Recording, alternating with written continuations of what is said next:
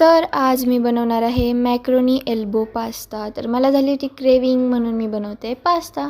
तर पहिले मी पाणी टाकलं, त्याला गॅसवर ठेवलं, मीठ टाकलं, मिक्स केलं आणि त्यात टाकला पास्ता.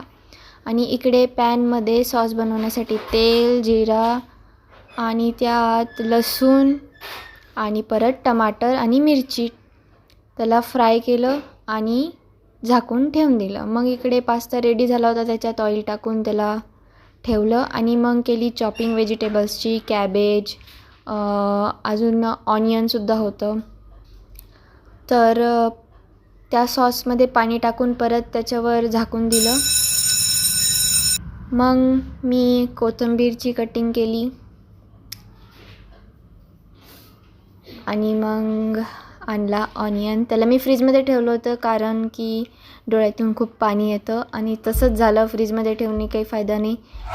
लास्टला डोळ्यातून पाणी आलं म्हणजे आलं.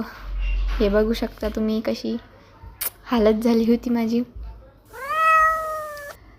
तर त्यानंतर मी कॅप्सिकमसुद्धा घेतली, त्याच्याने टेस्ट भारी लागती. आणि सगळ्याची चॉपिंग झाली होती की मग मी अद्रक आणि लसूणचा पेस्ट विसरले ते मग चांगलं झालं बनवायच्या आधी लक्षात आलं. मग मी अद्रक आणि लसूण काढली. ती लसूण निघतच नव्हती, मग मी त्याला ठोकू काढली. मग हे बघू शकता तुम्ही चॉपिंग होती माझी. आता जे आहे तर सॉस बनवण्यासाठी टमाटर वगैरे रेडी झाले होते. त्याला मी पील केलं. एवढं हार्ड गेलं ना पील करायला. मग मी त्याचा पेस्ट पण काढून घेतला. आता मी दोन्ही साईडला ट्राय करत होते की इकडे माझा पास्ता बनन आणि तिकडे माझा सॉस बन. तर मग मी अलीकडं मोहरी टाकली आणि त्याच्यामध्ये त्यामध्ये मी खूप काही टाकलं सांगते. पहिले मी हे पेस्ट बनवून घेतला. मग मी तेल टाकलं. मग थोड्या वेळानंतर जिंजर गार्लिक पेस्टसुद्धा टाकला आणि पलीकडे माझे जिरे जळाले होते. मग मी गॅस बंद केला. मग नंतर इकडे सगळं मिक्स व्हेजिटेबल, कॅबेज टाकली, मिक्स केलं. त्यानंतर मी ऑनियन टाकले, मिक्स केलं आणि त्याला थोडंसं फ्राय होईपर्यंत सोडून दिलं. मग पलीकडचा गॅस स्टार्ट केला, त्यामध्ये टाकली ते जे पेस्ट होतं ते आणि त्याला केलं मिक्स. आणि मसाले टाकायचं विसरले होते सॉसमध्ये. मग लक्षात आलं की मसाला पाहिजे त्यामध्ये. मग मी त्यात टाकले 2-3 मसाले आणि मीठ. तर अलीकडच्या ह्याच्यामध्ये मी कॅप्सिकम टाकून त्याला परत मिक्स केलं आणि ते फ्राय होत होतं. तर ते असं काहीतरी दिसत होतं. मग अलीकडच्या ह्याच्यातसुद्धा मी मीठ टाकलं आणि पलीकडे थोडासा जिरा टाकला जो जळाला होता, त्याचा टेस्ट येऊ नये म्हणून. आणि मसाला टाकून सगळं मिक्स करत गेले.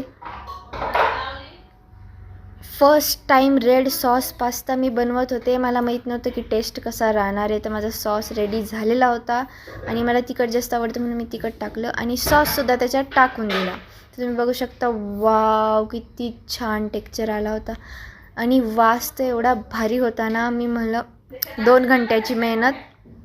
मग त्याच्यानंतर मी पिझ्झा पास्ता सॉस आणि सोया सॉस टाकून त्याला मिक्स केलं आणि त्यात टाकला आपला पास्ता. मग मी पास्ता टाकून मिक्स केलं. तुम्ही बघू शकता रेड सॉस पास्ता दिसू लागला आहे. बस झालं, तेवढंच बस झालं माझ्यासाठी. मग मी त्याच्यात थोडंसं पाणी टाकलं आणि त्याला थोडं होईपर्यंत तसंच सोडून दिलं. मग आपण जे केलेलं आहे ते तर आवरावं लागत नाही तर मम्मी मारण म्हणून सगळं जे किचन ओटा मी खराब केलेला होता ते सगळं ठेवलं व्यवस्थित. आणि मग मला कळालं की आपला पास्ता झालेला आहे. तो वास एवढा भारी येत होता ना, काय सांगू. मी पहिले सगळं आवरलं. सगळे ते सॉस फ्रीजमध्ये ठेवले. ते खाली झालेलं होतं, थोडं सांडलेलं होतं माझ्याकडून, ते पुसून घेतलं. आणि मग आपला पास्ता रेडी बघू शकता तुम्ही, किती छान दिसू लागला आहे. तर 2 घंट्याची मेहनत ये. आणि मग मी त्याला सर्व केलं आणि सर्व करतच होते तेव्हा हे आला आणि त्यासोबत खेळायला लागले. त्याची पूजा चालू झाली. मग देवघरासमोर तारक मेहता का उलटा चष्मासोबत केला पास्ता एन्जॉय.